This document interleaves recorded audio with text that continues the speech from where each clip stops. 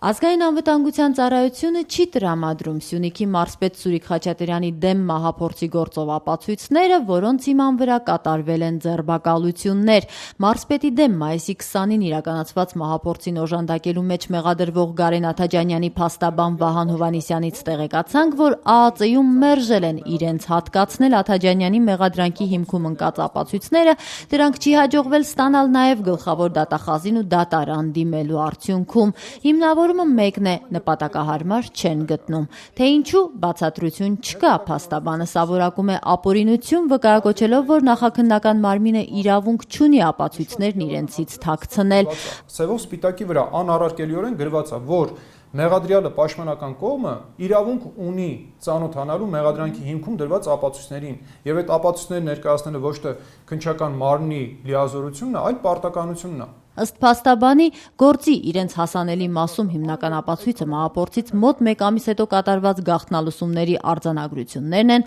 որտեղ Աթաջանյանն ու հետագայում մարզպետի մեքենայի ուղղությամբ կրակելու մեղադրանքով կալանավորված Հենրիկ Ավագյանը խոսում են մեղուների մասին, թե ինչպես Վարաբաթում կոչվող տեղանքից մեղուներ գնեն։ Հովհաննիսյանի կարծիքով նման փաստական հիմքով ցանկացած քաղաքացու կարող են մեղադրել Սուրիկ Խաչատրյանի դեմ մահափորձի գործով։ Հետևաբար այլ ապացույցներ տրամադրելուց հրաժարվելը փաստաբանի համար կասկածելի է։ Ուղղակի դա շատ տարօրինակ է, եթե ներկայացվող ապացույցները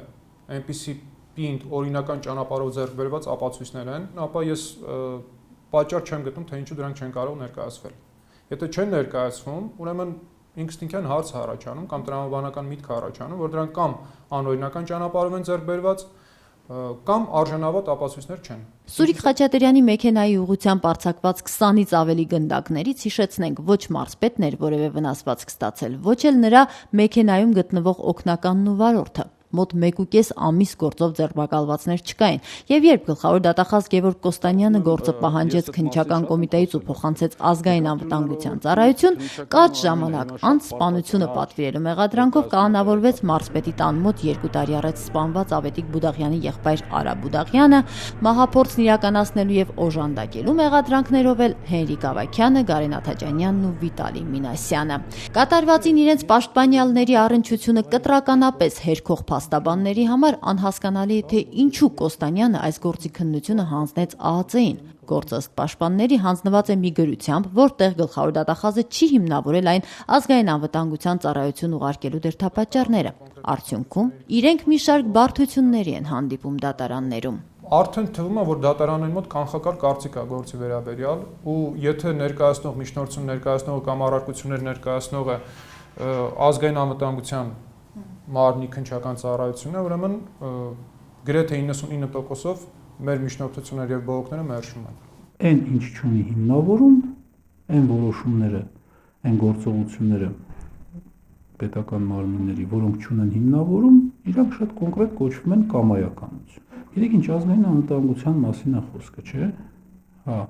Այս գործը համենայնդեպս այնպես ինչպես որ քննիչներն են նկարագրում, որ ինչ-որ վրեժի հողի վրա, ասենց, այդ ընդհանրապես ազգային անվտանգության հետ կապ չունի։ Եթե ասենք օրինակ, որևէ մի մարզպետի նկատմամբ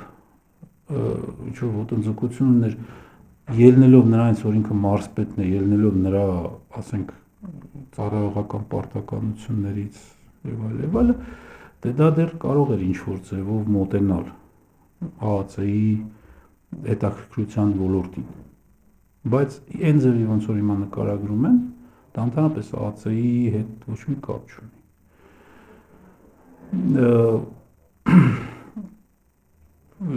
Լավ հարց եք տալիս ու դրա պատասխանը ես ասում եմ կամայականություն։ Հիշեցնենք, բոլոր մեղադրյալների գործերի առանցքում հեռախոսազրույցների գաղտնալուսումներն են եւ բոլորի պաշտպանները դա համարում են աբսուրդ։